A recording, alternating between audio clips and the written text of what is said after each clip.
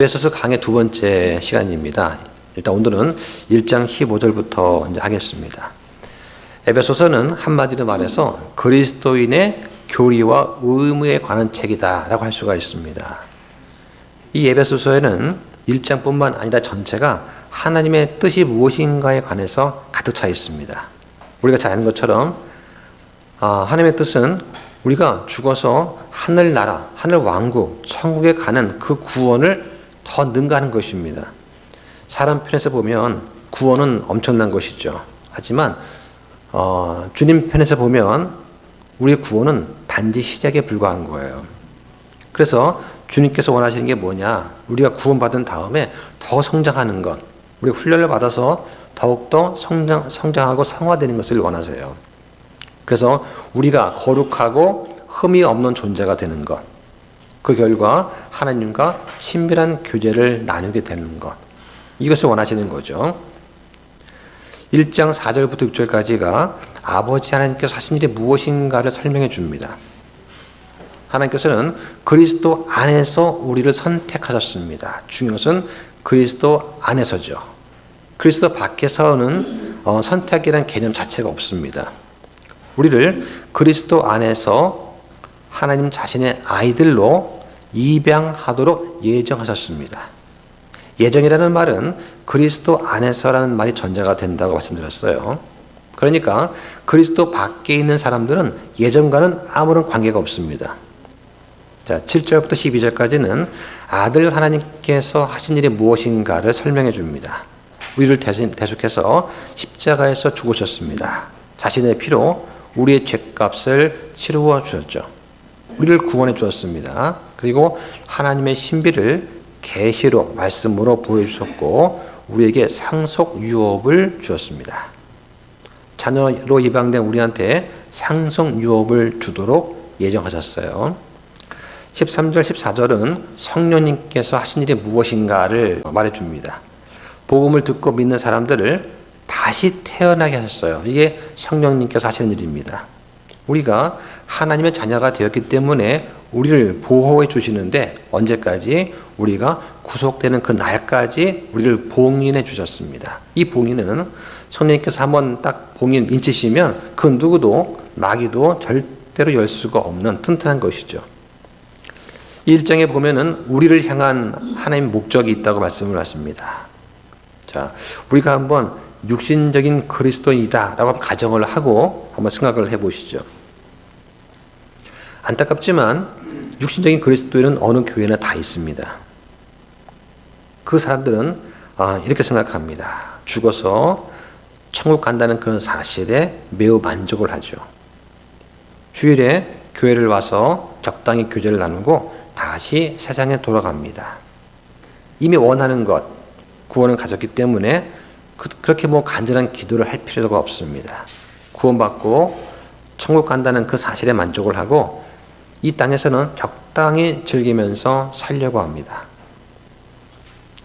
애써서 구별된 삶을 살려고 하지 않습니다. 어차피 죽어서 천국 가면 그걸로 끝이다라고 생각을 하는 거죠.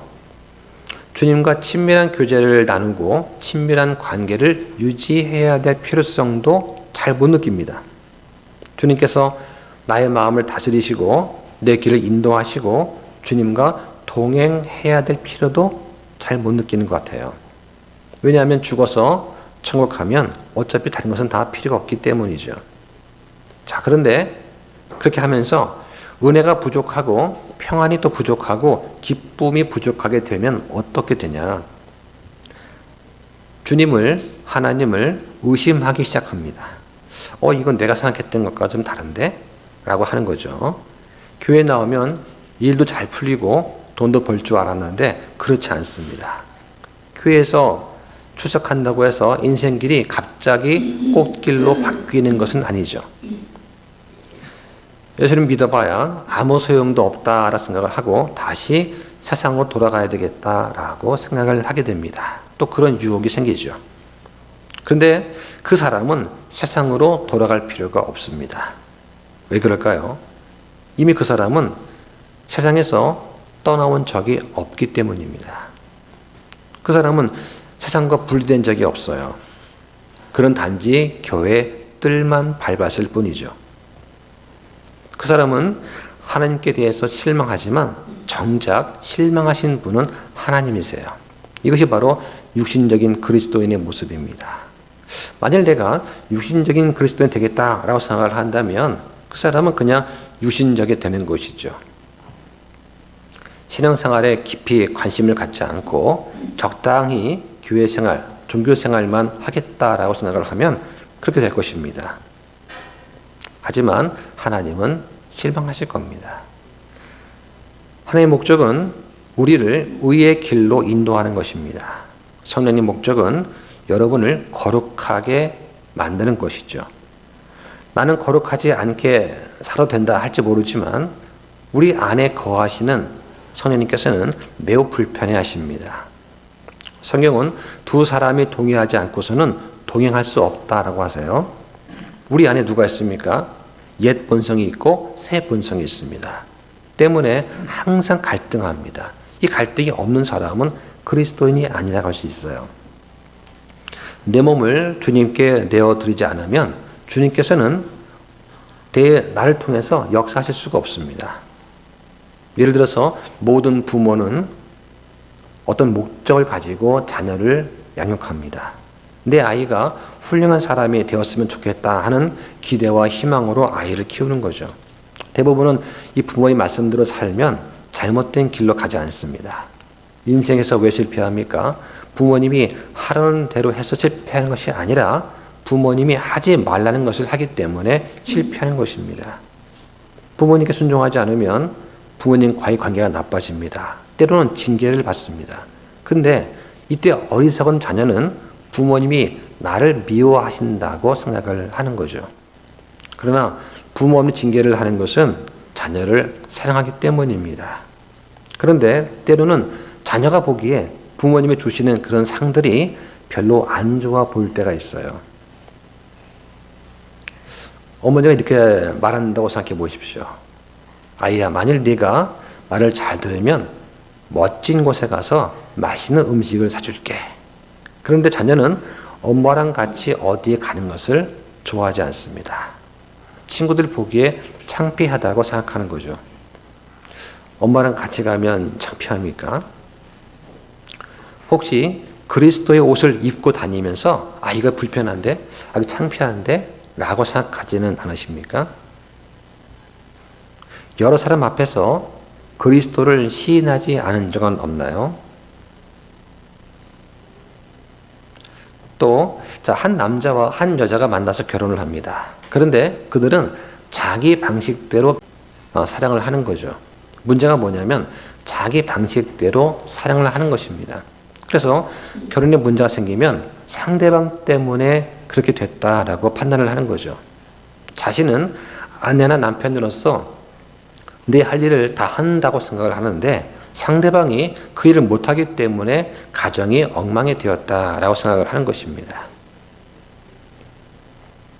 이런 불화의 원인은 남편과 아내가 가정에 대해서 서로 다른 목적을 가지고 있기 때문에 그런 일이 생기는 것입니다. 남편과 아내 중에 한 사람이라도 주님께 나아가면 개선의 여지가 있는 거예요. 사랑하고 존경하라는 그 말씀에 순종하면 회복될 가능성이 있습니다. 그런데 문제는 인내하지 못하고 순종하지 못하는 거죠. 만일 내가 생각하는 내 인생의 목적과 하나님께서 생각하시는 내 인생의 목적이 서로 일치하지 않는다면 그럼 어떻겠습니까? 마치 내 몸에 맞지 않는 옷을 입고 다니는 것과 같을 것입니다. 그것만큼 불행한 일도 없을 것이에요. 모든 일이 잘 되든 잘못되든 고난이 닥쳐오거나 또는 평안할 때도 하나님께서는 특별한 목적과 계획을 가지고 우리를 이 길로 인도하십니다. 길 가다가 어떤 분이 전도하는 걸 봤어요. 전도지를 나눠줍니다. 그러면서 하나님은 당신을 사랑하십니다. 하나님은 당신을 위한 특별한 계획을 갖고 계십니다. 라고 외쳐요. 전도지를 받아봅니다. 그런데 물었죠. 저를 위한 특별한 계획이 뭐죠? 근데 가르쳐 주지 않습니다. 물어봐도 잘 모른다고 그래요. 네. 그런 질문 나올 거라고는 생각하지 않았는 것 같습니다. 그리고는 건빵만 주면서 가라고 하는 거죠. 여러분 아십니까? 여러분을 위한 하나님의 특별한 계획이 뭘까요? 하나님은 은혜로 믿음을 통해서 우리를 구원하셨습니다. 주의 속박에서 우리를 자유롭게 하셨습니다. 그리고 그리스도 안에서 우리를 양자 삼으시고 상속 유업을 주시려고 우리를 예정하셨어요. 구원받았으면 그 이후에 더 성장해서 하나님과 교제하면서 친밀한 관계를 갖기를 원하십니다. 그리스도가 머리가 되고 우리는 몸이 되어서 충만하게 되는 것, 충만한 교제를 갖는 것, 이것이 바로 우리를 향한 하나님의 특별한 계획이에요. 이거를 아시기 바랍니다. 여러분은 예수 그리스도를 믿은 이후에 항상 기쁘십니까? 삶의 기쁨이 넘치나요? 영적인 그리스도인과 교제를 나누는 것이 즐거우십니까? 어떠신가요? 만나면 하나님의 은혜를 찬양을 하고 지난 한 주 동안 하나님께서 나를 이렇게 인도하셨다 하는 그런 영적인 체험의 간증을 나누고 또 성경을 보니까 이 구절에 이런 깊은 뜻이 있더라 하고 감격하면서 감사했다는 그런 말을 나눈다면 어떻습니까? 이 영적인 교제죠. 그런데 이런 교제가 좀 따분하다라고 지겹다라고 느끼는 분도 계실 겁니다. 하지만 하나님은 그런 사람과 교제를 나누기를 원하세요. 우리가 주님을 찾으면 주님은 응답하십니다. 이건 약속이에요.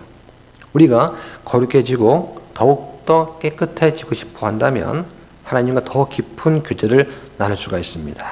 그러면 우리의 기도가 더 달콤해질 것입니다. 그래서 정리하면 우리 인생을 향한 하나님의 목적이 뭐냐? 날마다 매일매일 우리가 예수 그리스도를 닮아가는 것입니다. 바꿔 말하면 우리의 성품 가운데 그리스도와 닮지 않은 성품이 있다면 그것은 점점 사라져 간다는 뜻이죠. 이것이 바로 우리 안에서 일하시는 하나님의 목적이에요.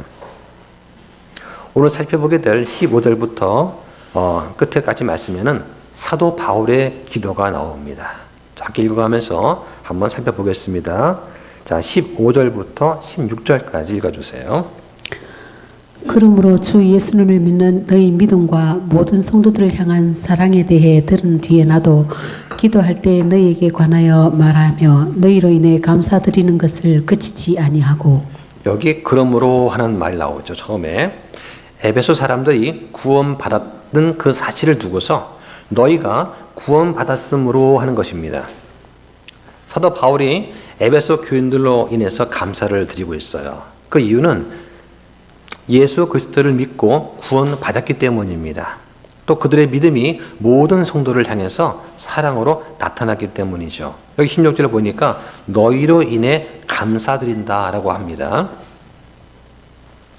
성도는 세상의 그 어떤 것으로 인한 감사보다도 예수님 믿고 구원받은 후에 내 믿음이 점점 자라고 있다는 그 사실로 인해서 감사를 드릴 수 있어야 됩니다.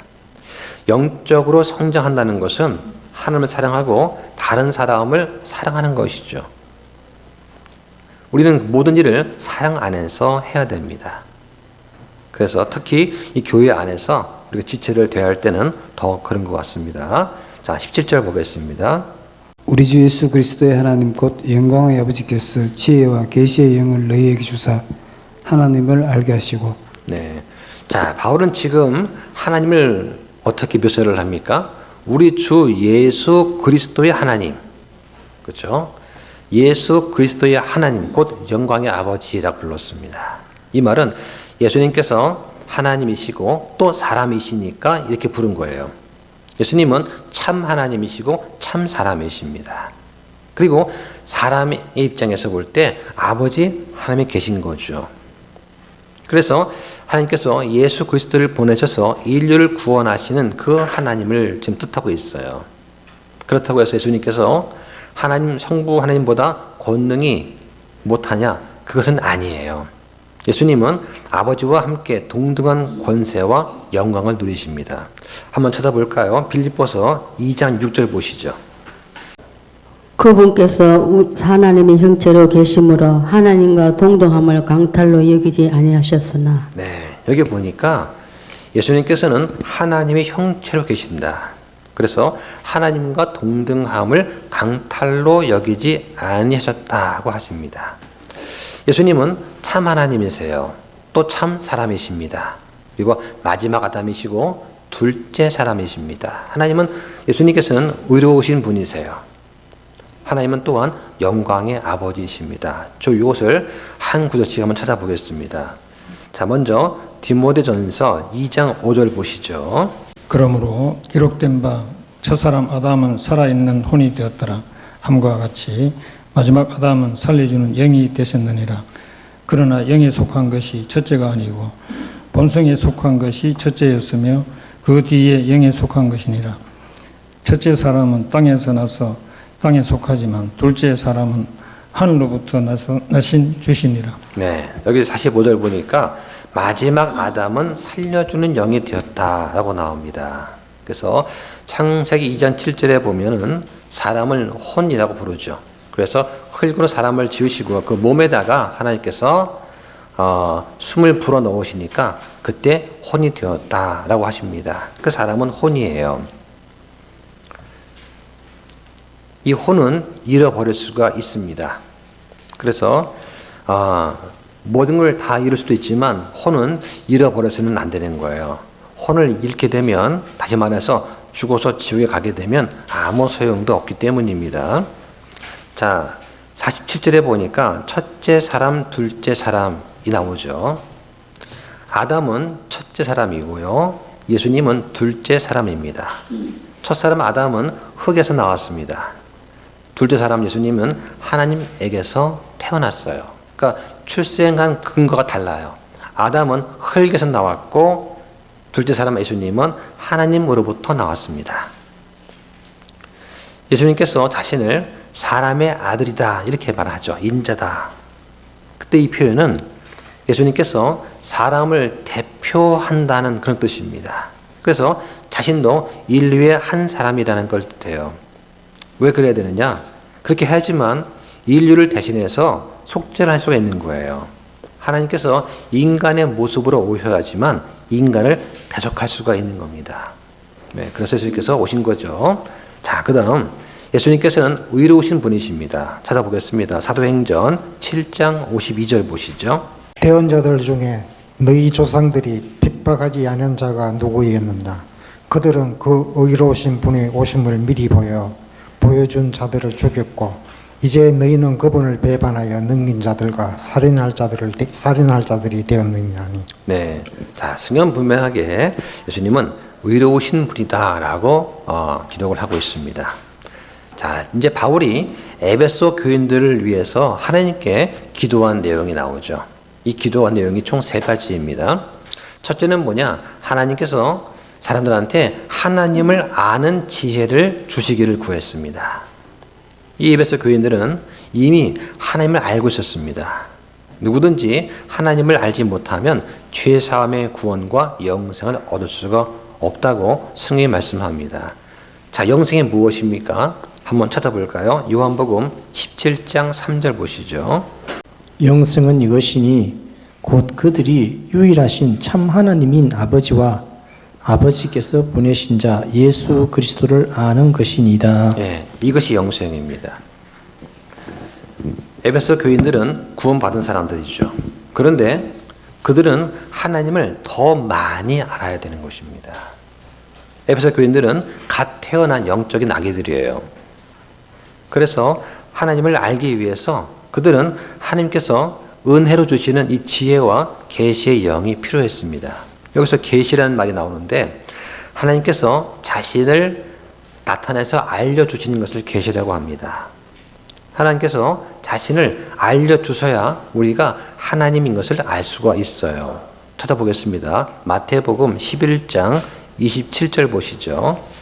내 아버지께서 모든 것을 내게 넘겨주셨으니 아버지 외에는 아무도 아들을 알지 못하며 아들과 또 아들이 아버지를 드러낼 자 외에는 아무도 아버지를 알지 못하나이다. 네. 자, 이 말씀 우리가 많이 읽었던 말씀 아닌가요?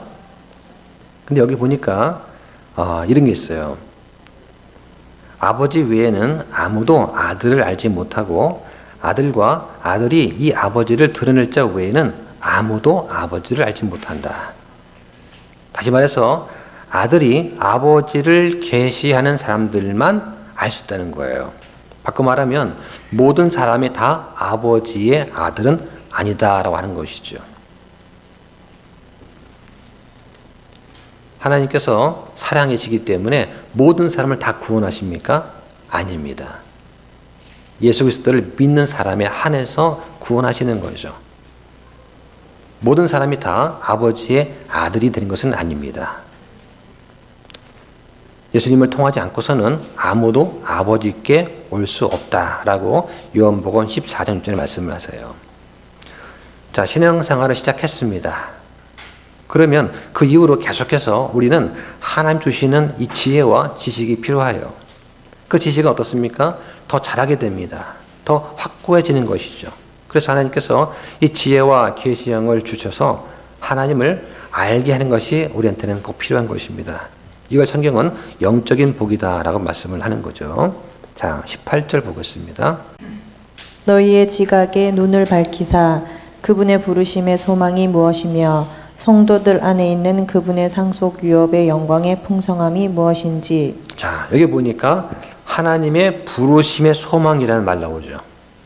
자, 하나님은 우리를 교회로 부르셨습니다.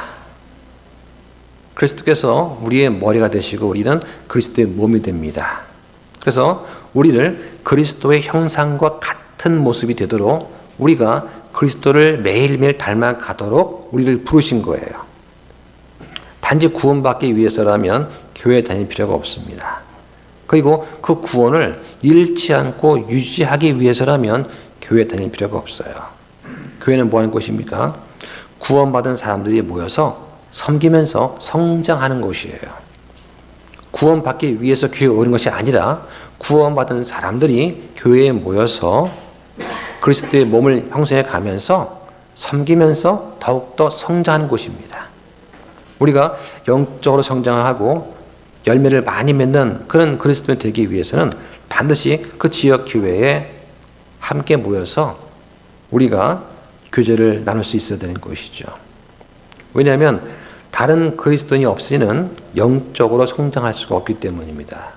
성장하려면 섬기는 가운데 내가 어느 정도 희생을 하면서 그러면서 자라는 거거든요. 자기 희생이 없는 섬김이란 있을 수가 없습니다. 예수님의 삶이 그러하셨기 때문에 우리도 본보다 가는 거예요. 다른 사람을 섬기지 않으면 결코 예수님을 닮을 수가 없기 때문입니다. 여기 지금 바울의 두 번째 기도가 나와요. 바울은 하나님께서 에베소 교인들한테 마음의 눈, 지각의 눈을 밝혀주셔서 그분의 부르심의 소망이 무엇인지 또 상속 유업의 그 영광의 풍성함이 무엇인지 알게 하시기를 지금 구하고 있습니다. 이게 바로 에베소서 서신의 목적입니다. 사람이 다시 태어나지 않으면 하나님의 왕국을 볼 수 없다라고 요한복음 3장 3절에 말씀하십니다. 하나님께서 우리에게 주신 그 상속 유업의 영광의 풍성함이 뭐냐? 이것은 천국의 영광과 복을 말하는 거예요. 이것은 우리 안에 나타날 영광이고 훨씬 더 뛰어나고 영원한 영광이고 또 지극히 귀중한 보석 같다라고 말씀을 하십니다. 한번 찾아보겠습니다. 로마서 8장 17절과 18절 보세요.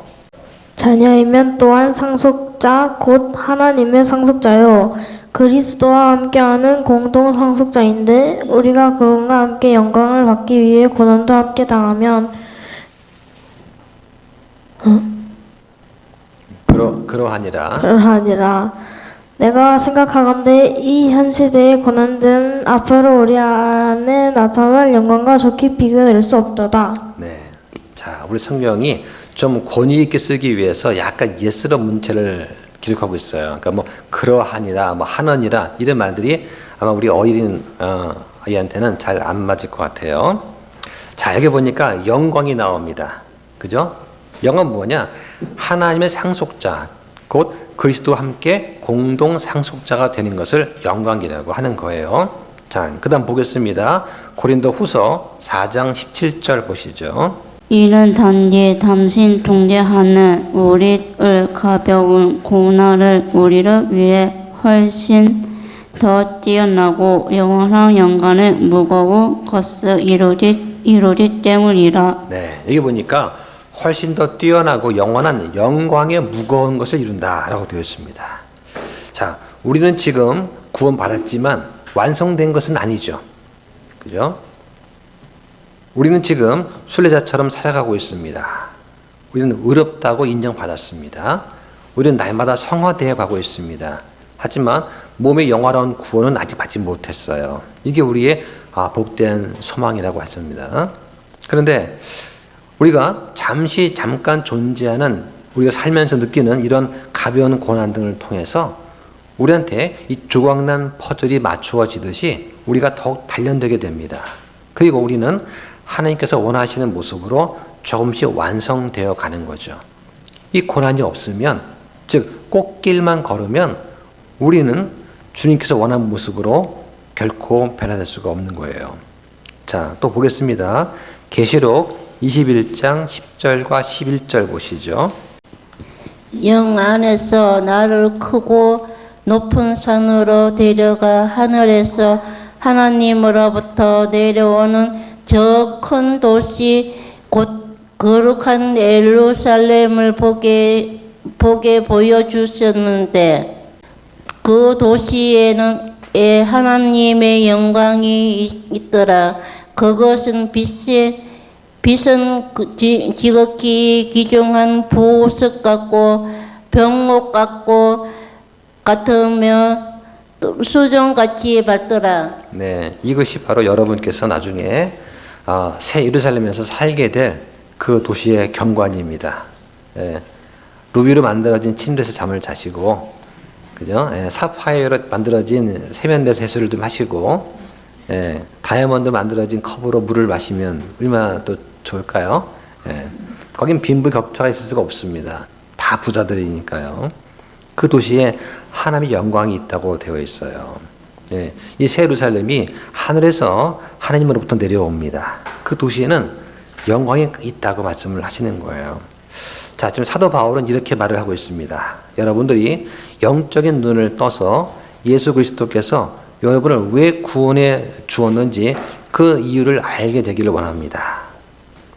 주님께서는 여러분들이 이 땅에서 아무런 문제가 없고 은행 잔고가 두둑하고 만사형통하도록 구원해 주신 것이 아니에요. 주님은 여러분이 하늘나라의 소망을 갖게 하고 거기서 상속받을 것을 기대하면서 인내하라고 말씀을 하시는 거예요. 그리고 영원히 주님과 함께 거하게 될 것을 소망하라고 말씀을 하는 겁니다. 우리 소망은 하늘에 있습니다. 우리 소망은 영적인 것에 있고 눈으로는 보이지 않는 그런 거죠. 자, 19절 보겠습니다. 또 그분의 강력한 권능의 활동에 따라 믿는 우리에게 주어진 그분의 권능의 지극히 크심이 무엇인지 너희가 알게 하시기를 구하노라. 네, 여기 지금 바울의 세 번째 기도가 나옵니다. 하나님의 권능의 지극히 크심이 무엇인지 알게 하시기를 지금 기도하고 있어요.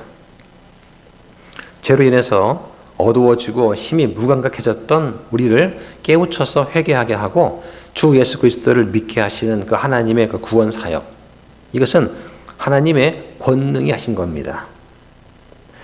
하나님의 권능이 아니면 죄로 죽었던 우리가 결코 다시 살 수가 없었습니다. 우리의 믿음은 그런 하나님의 크신 구원의 권능의 결과인 것이죠.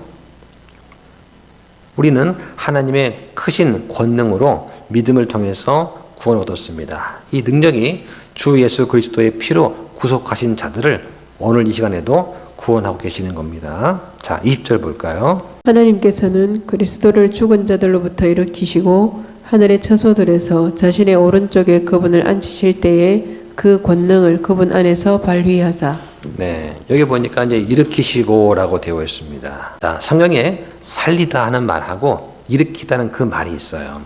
살리다 하는 단어가 영어로는 퀵입니다. 퀵 그러면 무슨 뭐 퀵 서비스처럼 빠른 거 아니냐. 그런데 이 퀵이라는 단어가 중세 시대 그때는 빠르다는 뜻보다는 살아있는 뜻으로 사용됐어요.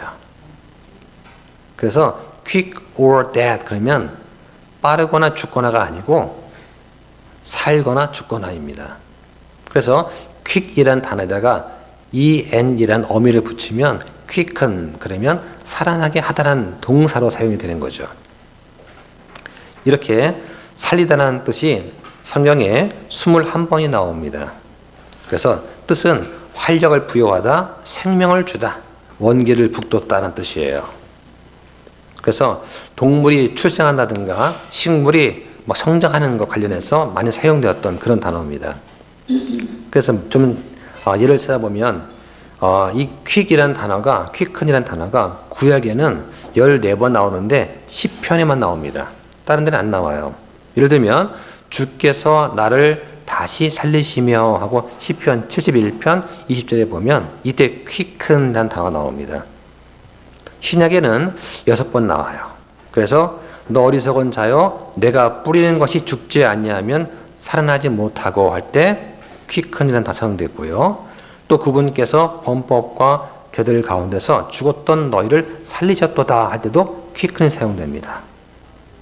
또 심지어 우리가 죄들 가운데서 죽었을 때에 우리를 그리스도와 함께 살리셨고 살아나다 살리다 할 때는 quickен이라는 단어를 사용한 거예요. 그리고 또 마지막 아담은 살려주는 영이 되셨느니라 할 때도 역시 quickен이라는 단어가 사용이 되었습니다. 자, 반해서 일으키다라는 단어는 영어로 raise라는 단어인데요. 165회가 나옵니다. 뜻은 잠에서 깨우다, 자리를 박차고 일어나다, 또는 죽은 자를 일으키다, 부활과 관련해서 사용될 때는 이 raise라는 단어가 사용이 되었습니다. 그러니까 이런 단어들은 영어 성경을 보지 않고서는 그 맛의 깊은 차이를 알 수가 없어요. 우리나라 말로는 둘 다 일어나다니까요. 예를 들면 마태복음에 보면은 요셉이 잠에서 깨었다 할 때도 사용 단어가 raise가 될 수 있고요. 그 다음에 침례자 요한이 죽은 자들로부터 일어난다 할 때도 raise 씁니다. 또 하나님께서 그분을 죽은 자들로부터 살리셨으므로 이럴 때 죽은 자 가운데서 살리다 할 때는 raise를 썼습니다. 그 다음에 사도행전 12장에 보면은 베드로가 감옥에 갇혔을 때 주의 천사가 나타나가지고 베드로를 깨우죠. 어떻게 깨웁니까? 잠자고 있는 베드로의 옆구리를 발로 찹니다. 벌떡 이렇게 가죠. 예, 잠자고 있는 베드로를 갈비뼈 근처를 발로 뻥 찼어요. 천사가. 그러니까 베드로가 아야 하면서 벌떡 일어난 거예요. 이때 이렇게 세운다 할 때가 raise를 씁니다. 자, 이 quick이라는 단어하고 raise가 함께 사용된 것을 찾아보겠습니다. 요한복음 5장 21절 보시죠. 아버지께서 죽은 자들을 일으키사 그들을 살리시는 것 같이 그렇게 아들도 자기를 원하는 자들을 살리느니라. 네, 여기 보니까 아버지께서 죽은 자들을 일으킨다 할 때는 raise가 사용이 되었고요. 그들을 살리시는 것 같이 할 때 살리다는 quicken이라고 되었습니다. 자, 집에 들어갔습니다. 방에 불을 스위치 딱 켜요. 딱 키면은 불이 팍 들어오죠. 이건 거의 quicken이에요. 예, 그런데 누워있는 뭐 가족을 갖다가 야 일어나 하고 이제 깨워서 일어나게 했어요. 이건 raise입니다. 그러니까 이제 꼬마 전구에 불이 안 들어온 상태에서 불이 탁 들어오게 하는 거. 이거는 뭐 거의 quickен이라고 할 수가 있어요. 좀 다르죠. 예, 그렇게 사용됐다는 것을 참고하시면 좋겠습니다. 자, 사람이 가장 절망할 때가 언제입니까? 아마 병원에 갔던 의사가 살아날 가망이 없습니다. 넘어졌어요. 하는 말을 들을 때일 것입니다. 죽음은 사람한테, 인류한테 아주 큰 절망이죠. 그런데 예수 그리스도의 부활은 인류의 가장 큰 절망이었던 이 죽음의 권세를 이겼습니다. 그러한 하나님의 크신 권능의 사건이었다는 얘기죠. 그래서 예수 그리스도의 부활은 가장 기쁜 소식이 된 것입니다. 또 예수 그리스도께서 승천하신 뒤에 하나님의 오른쪽에 앉아 계신 것, 이것도 놀라운 사실입니다. 성경은 이 두 가지를 분명하게 말씀하고 있죠. 한번 찾아보겠습니다. 사도행전 1장 9절부터 11절 보시죠. 이것들을 말씀하신 뒤에 그분께서 그들이 보는 동안 들려 올라가시니 구름이 그분을 받아들여 그들이 보지 못하게 하더라. 그분께서 올라가실 때 그들이 똑바로 하늘을 바라보고 있는데 보라, 흰옷 입은 두 남자가 그들 곁에 서더니 그들이 또한 이르되 너희 갈릴리 사람들아, 너희가 어찌하여 서서 하늘을 바라보느냐? 너희를 떠나 하늘로 들려 올라가신 이 동일한 예수님께서는 너희가 그분께서 하늘로 들어가심을 본 것처럼 그렇게 같은 방식으로 오시리라 하니라. 네, 자, 예수님께서 승천을 하십니다. 그런데 천사 옆에 딱 보고 있어요. 사람들한테 얘기를 해주는 거죠. 기록을 또 남겼습니다. 뭘 이렇게 멍하니 보고 있느냐? 예수님께서 승천하신 것을 본 그 모습 그대로 같은 방식으로 오시리라. 그래서 올리브산에 다시 내려오신다. 공중 강림할 때 우리 모든 교회 성도가 다 휴거되고 들려서 또는 부활해서 올라가고 이 땅에 재림하실 때 유대인들을 심판하기 위해서 다시 오세요. 우리가 살면서 두려워하고 염려하는 그 이유가 다 무엇입니까? 그것은 우리가 예수 그리스도께 우리의 시선을 고정하지 못했기 때문에 그래요. 예수님을 바라보지 않고 당장 내 통장의 잔고를 바라보고 당장 내 앞에 있는 빚더미를 바라볼 때 절망스럽죠. 산불 나가지고 다 타버렸습니다. 남아있는 게 아무것도 없어요. 그럼 얼마나 두렵고 앞날이 깜깜할까요? 하지만 예수님께 시선을 고정하다 보면 다를 수가 있다는 거죠. 어떤 목사님이 미국에서 이제 귀국한 다음에 어느 교회에 부임을 했다고 그래요.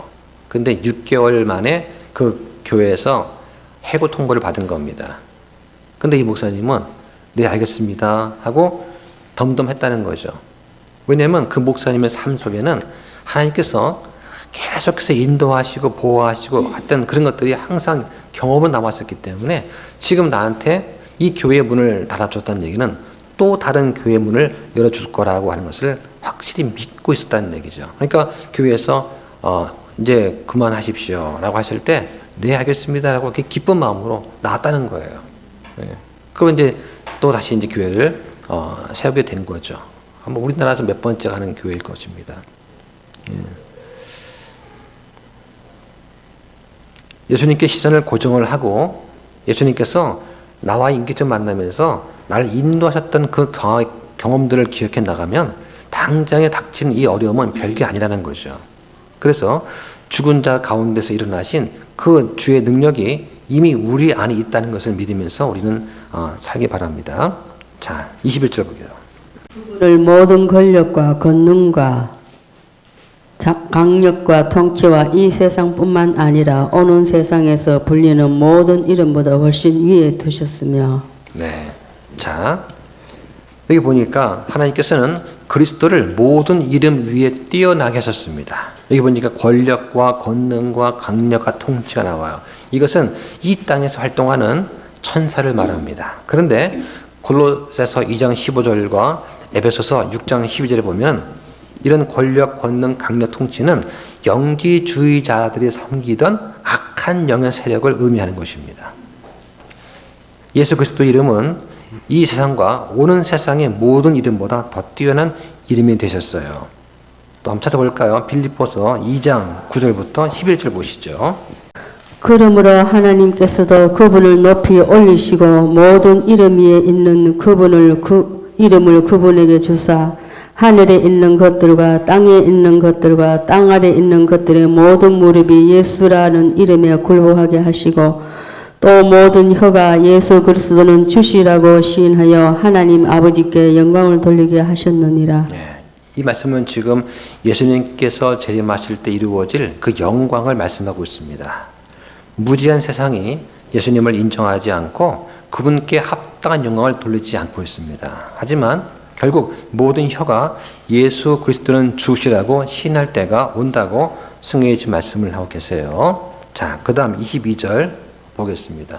또 모든 것을 그분의 발 아래 두시고 그분을 모든 것 위에 머리가 되게 하사 교회에 주셨느니라. 네, 하나님께서 예수 그리스도를 오른쪽에 앉게 하신 것은 만물을 그분 발 아래 복종하게 하려고 하셨던 거예요.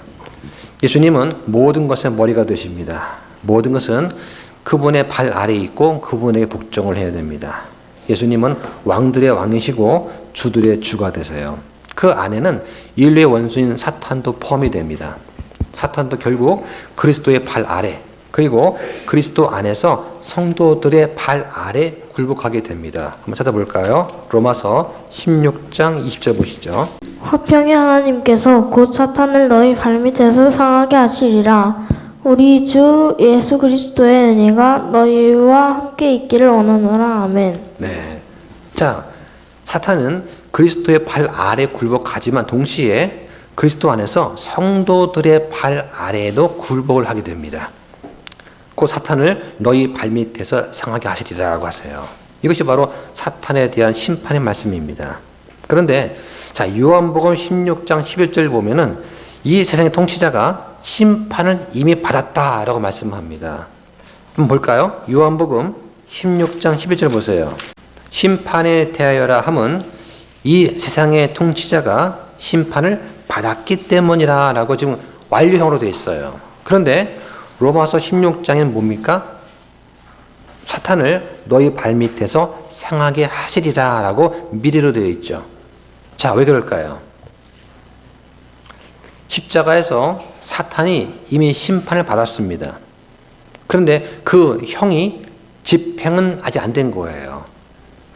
확정은 됐는데 집행이 지금 유예가 된 거죠. 그래서 로마서 16장에는 미래로 되어 있는 것처럼 보이는 것입니다. 사탄이 거짓 교리를 가지고 교회에 들어와서 행위를 통한 구원을 말한다고 해도 우리는 결국 진리 안에서 승리하게 된다 하는 그런 말씀입니다.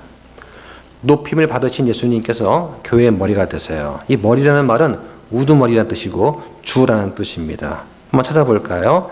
마태복음 23장 10절을 보시죠. 또 너희는 지도자라 불리지도 말라. 너희 지도자는 한 분 곧 그리스도이니라. 네, 여기 보니까 너희는 지도자, 즉 선생이라고 불리지 말라는 거예요. 예수님께서 교회의 우두머리이십니다. 교회는 예수님께 순종해야 되죠. 결국 무슨 얘기냐? 예수님께서 목자들의 장이 되시고 집사들의 장이 된다는 거예요. 교회는 two offices, 두 직분이 있다고 말씀드렸습니다. 목사와 집사가 있어요. 그래서 목사의 장이 누구냐? 예수님이고 집사들의 장이 예수님이에요. 예수님이 주가 되시는 겁니다. 목사나 집사가 교회의 주인이 아니라는 것이죠. 목사도 얼마든 잘못하고 실수할 수 있습니다. 교회의 리더는, 주인은, 선생은 바로 살아계신 예수 그리스도 한 분뿐이십니다. 여기 머리라는 말은 몸의 머리라는 뜻도 있습니다. 머리와 몸이 따로 놀 수가 없듯이 예수 그리스도와 교회는 잠시라도 분리가 될 수 없는 그러한 어떤 운명 공동체가 될 수 있는 것이죠. 교회는 예수님을 떠나서는 잠시도 존재할 수가 없습니다. 자, 그 다음 볼까요? 23절 보시죠. 교회는 그분의 몸이니 곧 모든 것 안에서 모든 것을 충만하게 하시는 분의 충만이니라. 자, 여기 보니까 모든 것 안에서 모든 것을 충만하게 하신다라고 말하고 있습니다. 좀 우리는 좀 이게 와닿지 않는 표현입니다. 우리말적인 표현은 아니고요. 여기 충만이라는 단어는 하나님의 속성을 말합니다. 그래서 가득 차서 넘치는 상태를 충만이라고 하는 거예요.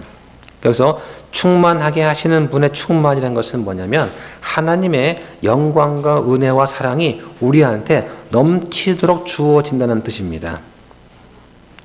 그 충만함을 하나님께서는 예수 그리스도와 성령을 통해서 우리에게 나타내 보여주십니다.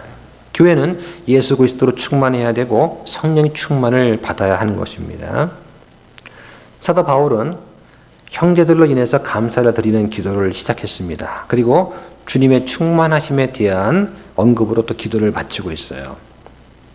지금 바울은 모든 성도가 예수 그리스도의 몸을 이루고 있다. 서로 한 몸으로 연결되어 있다라고 하는 것을 알게 해달라고 기도를 하고 있습니다. 바울이 왜 이러한 것을 기도를 했을까요? 우리가 한 몸에 속한 지체라는 사실을 우리가 알게 되면 우리는 다른 지체를 위해서 기도를 하게 되고 오히려 다투거나 분열을 일으키지 않게 되는 것입니다. 손이 자신을 머리라고 한다면 말이 되지 않는 것이죠. 무릎이 자신을 머리로 여기면 안 되는 것입니다. 그리스도께서만 머리가 되는 거죠. 교회는 우리의 몸이 아니라 주님의 몸입니다. 교회는 예수님께 속해 있고 그래서 주님께서 규칙을 만드시고 교리를 지정하신 거예요. 몸인 우리가 무엇을 해야 되고 하지 말아야 되는지 언제 어떻게 해야 되는지를 말씀합니다. 교회는 주님의 것이기 때문입니다. 우리는 주님과 공동 상속자가 되는 거예요. 우리는 그 은혜의 왕자 앞에 담대히 나갈 수 있다라고 성경이 말씀을 합니다. 오늘 본문에서 사도 바울의 기도의 내용이 우리한테도 적용이 될 것 같습니다. 무엇보다도 성경을 통해서 하나님을 더 아는 복을 달라고 기도를 해야 됩니다. 두 번째는 땅만 바라보지 말고 주님께서 우리에게 주신 그 부활과 천국과 영생의 소망을 우리가 더 알고 바라야 됩니다. 세 번째는 그런 주님의 권능이 지극히 크다는 것을 우리가 잘 기억하고 삶 속에서 알게 하시기를, 체험하게 하시기를 또 기도를 해야 될 필요가 있습니다. 마지막으로 예수님께서 교회의 머리시다 하는 것을 잘 알고 그 주님께 순종하는 그런 교회가 되면 좋겠습니다. 이걸 잘 기억하시고 주님께 영광 돌리는 우리 화평침례 교회가 되기를 바랍니다. 기도 마치겠습니다.